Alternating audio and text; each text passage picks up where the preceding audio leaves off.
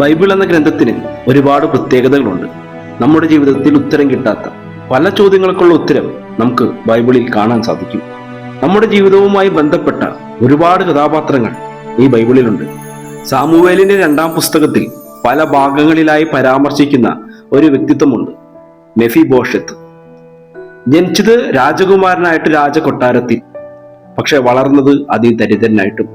സ്വന്തമെന്ന് നമ്മൾ കരുതുന്ന സൗഭാഗ്യങ്ങൾ, ജീവിത സൗകര്യങ്ങൾ എപ്പോൾ വേണമെങ്കിലും മാറി മറിയാമെന്ന് ഇദ്ദേഹത്തിന്റെ ജീവിതം നമ്മെ ഓർമ്മപ്പെടുത്തും.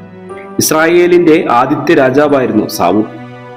ഈ സാവൂളിന്റെ പൊന്നോമന പുത്രൻ ജോനാഥന്റെ മകനായിരുന്നു മെഫിബോഷത്ത്. അതാണ് പറഞ്ഞത്, ജനിച്ചത് രാജകുമാരനായിട്ടാ രാജകൊട്ടാരത്തിൽ. എന്നാൽ സാമുവേലിന്റെ 2-ാം പുസ്തകത്തിൽ 4-ാം അധ്യായത്തിൽ അവന്റെ ജീവിതത്തിലെ ആ കറുത്ത ദിനത്തെക്കുറിച്ച് പറയുന്നുണ്ട്. അന്ന് അവന് വെറും 5 വയസ്സ്. യുദ്ധക്കളത്തിൽ അവന്റെ അപ്പനായ ജോനാഥനും മുത്തച്ഛനായ സാവൂളും കൊല്ലപ്പെട്ടു. ഈ വാർത്ത കൊട്ടാരത്തിലെത്തി. ഭയചകിതയായ ദാസി അവനെ എടുത്തു ഓടി. ആ ഓട്ടത്തിനിടയിൽ അവളുടെ കയ്യിൽ നിന്നും ആ കുഞ്ഞ് താഴെ വീണു. ആ വീഴ്ചയിൽ അവന്റെ 2 കാലുകളും തളർന്നുപോയി. ആ ഒറ്റ ദിവസം അവന് അവന്റെ അപ്പനെ നഷ്ടപ്പെട്ടു, രാജ്യം നഷ്ടപ്പെട്ടു, എന്തിന് സ്വന്തം കാലിൽ നിൽക്കുവാനുള്ള ശേഷിയും നഷ്ടപ്പെട്ടു. അന്നു മുതൽ മെഫിബോഷത്ത് എന്ന പേര് ഒരു ദുരന്തത്തിന്റെ അടയാളമായി മാറി. പിന്നീട് വർഷങ്ങളോളം മെഫിബോഷത്തിനെ കുറിച്ച് ആരും കേട്ടിട്ടില്ല. അവൻ ലോദേബാർ എന്ന ഒരു സ്ഥലത്തേക്ക് പോയി. ലോദേബാർ എന്ന വാക്കിന്റെ അർത്ഥം പുല്ലുപോലും മുളയ്ക്കാത്ത പ്രദേശം എന്നാണ്. തന്റെ കുറവുകളെ ഓർത്ത് ലജ്ജിച്ച് തന്നെ കൊല്ലാൻ വരുന്ന ശത്രുക്കളെ ഭയന്ന് ആരും അറിയാത്ത ഒരു ചത്ത നായയെ പോലെ അവൻ അവിടെ ജീവിച്ചു. വർഷങ്ങൾ കടന്നുപോയി.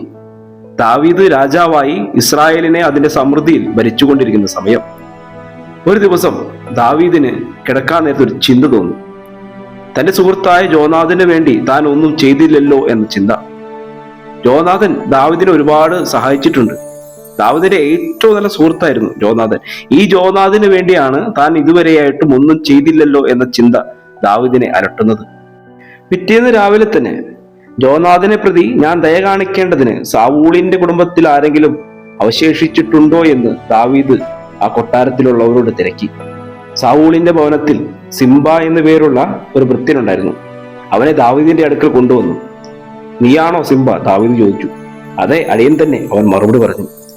രാജാവ് അവനോട് ചോദിച്ചു, ഞാൻ ദൈവത്തോട് വാഗ്ദാനം ചെയ്തതുപോലെ ദയ കാണിക്കേണ്ടതിന് സാവൂളിന്റെ കുടുംബത്തിൽ ഇനി ആരുമില്ലേ?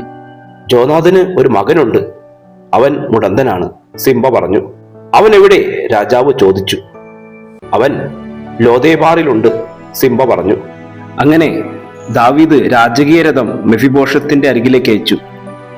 രാജാവ് തന്നെ തിരയുന്നു എന്ന് കേട്ടപ്പോൾ മെഫിബോഷത്ത് ഭയന്നു.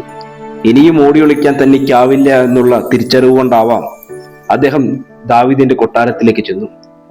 എപ്പോൾ വേണമെങ്കിലും താൻ വധിക്കപ്പെടുമെന്ന ഭയം അദ്ദേഹത്തിനുണ്ടായിരുന്നിരിക്കണം. എന്നാൽ ദാവീദ് അവരോട് പറഞ്ഞു, ഭയപ്പെടേണ്ട, നിന്റെ പിതാവായ ജോനാഥനെ പ്രതി ഞാൻ നിന്നോട് ദയ കാണിക്കും. നിന്റെ പിതാമഹനായ സാവൂളിന്റെ ഭൂമിയെല്ലാം ഞാൻ നിനക്ക് മടക്കിത്തരും. നീ എപ്പോഴും എന്നോടൊപ്പം ഭക്ഷണം കഴിക്കുകയും ചെയ്യും. ചത്ത നായ്ക്ക് തുല്യനായ എന്നോട് കരുണ കാണിക്കാൻ അങ്ങേക്ക് തോന്നിയല്ലോ. ഇങ്ങനെയായിരുന്നു മെഫിബോഷത്ത് നമിച്ചുകൊണ്ട് ദാവീദിനോട് മറുപടി പറഞ്ഞത്. മുടന്തനായ, ഒന്നുമില്ലാത്ത, ലോകം മറന്നുപോയ ഒരു മനുഷ്യനെ രാജാവ് തന്റെ സ്വന്തം മകനെ പോലെ സ്വീകരിക്കുന്നു. അന്നു മുതൽ അവൻ രാജാവിന്റെ പന്തിയിലിരുന്നു. അവന്റെ വൈകല്യങ്ങൾ ആ മേശയ്ക്ക് താഴെ മറയ്ക്കപ്പെട്ടു. അവന്റെ പദവി തിരികെ ലഭിച്ചു. മെഫിബോഷത്തിന്റെ കഥ നമുക്ക് നൽകുന്ന ഏറ്റവും വലിയ സന്ദേശം ഇതാണ്. ലോകം നമ്മളെ മാറ്റി നിർത്തിയേക്കാം. നമ്മുടെ കുറവുകൾ നോക്കി ആളുകൾ നമ്മളെ പരിഹസിച്ചേക്കാം. നമ്മൾ ഇപ്പോൾ ഇരിക്കുന്നത് പ്രത്യാശയില്ലാത്ത ഒരു ലോകത്തായിരിക്കാം. പക്ഷെ ഓർക്കുക, നമ്മളെ സൃഷ്ടിച്ച നമ്മുടെ ദൈവം നമ്മെ മറന്നിട്ടില്ല. കൊട്ടാരത്തിൽ നിന്ന് വീണുപോയ ആ 5 വയസ്സുകാരൻ വിചാരിച്ചിട്ടുണ്ടാകില്ല ഒരു ദിവസം താൻ രാജാവിന്റെ പന്തിയിൽ ഇരിക്കുമെന്ന്.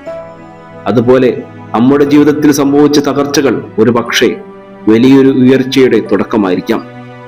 നമ്മുടെ വീഴ്ചകളെ ഓർത്ത് ഭയപ്പെടേണ്ട ആവശ്യമില്ല. കാരണം വീണിടത്തു നിന്നും നമ്മെ കൈപ്പിടിച്ചുയർത്താൻ ഒരു രാജാവ് നമുക്കുണ്ട്. നമ്മുടെ കുറവുകളെ ഓർത്ത് ലജ്ജിക്കേണ്ട. കാരണം ദൈവത്തിന്റെ കൃപ നമ്മുടെ എല്ലാ വൈകല്യങ്ങളെയും മറയ്ക്കാൻ പര്യാപ്തമാണ്.